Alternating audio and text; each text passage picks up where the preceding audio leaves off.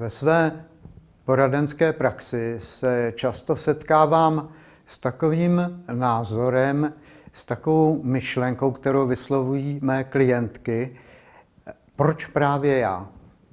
Jak to, že všichni okolo jsou tak zdraví a šťastní a já ne?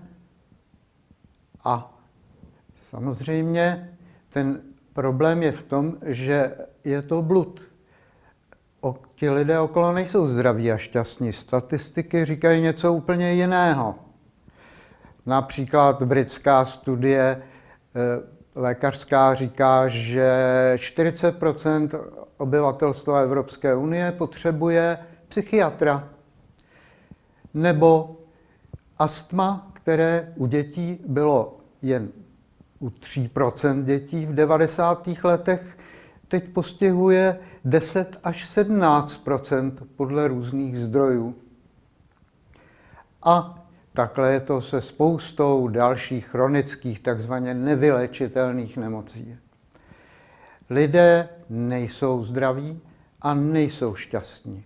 Ale když se člověk uvnitř cítí špatně, tak sedne k Facebooku a pošle tam krásnou usměvavou fotku, jak sedí na pláži, aby všichni ti přátelé viděli, jak je zdravá a šťastná.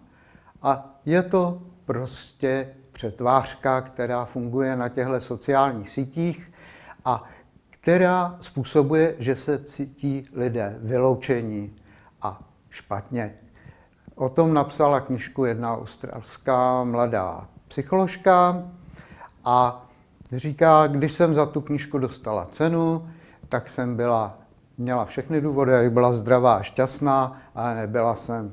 A poslala jsem na Instagram svoji krásnou fotku, jak se směju na pláži.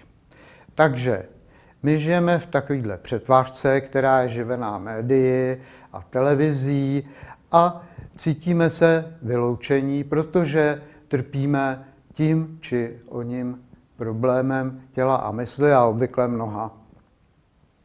Například ve Velké Británii 2/3 lidí špatně spí, říká jedna studie, jiná zase říká, že víc než 1/3 lidí má problém s alergiema, no a takhle to pokračuje. Migrény a úzkosti a deprese. A proč to tu všechno je? Protože jsme rozladění k příjmu vitální síly, říká zakladatel homeopatie Samuel Hahnemann. A my s tím můžeme něco udělat, můžeme se naladit a všechny tyhle takzvaně nevylečitelné věci můžou úplně klidně zmizet. Mi říká 35letá homeopatická praxe a 16letá autopatická praxe. A můžeme toho dosáhnout i poměrně rychle, když jsme mladí, a můžeme s tím výborně bojovat, když jsme staří, a můžeme se cítit opravdu zdraví a opravdu šťastný. Nedávno za mnou přišla asi 40letá dáma, matka dětí, která je dlouho na autopatii a říká, poslední dny mě bolí v podžebří. Myslím si, že je to žlučník a je to po určitých jídlech, takže se obávám, že by to mohlo být něco vážnějšího. A předtím u mě byla před 5 měsíci, autopatii si dělala jenom jednou mezi tím, už před delší dobou.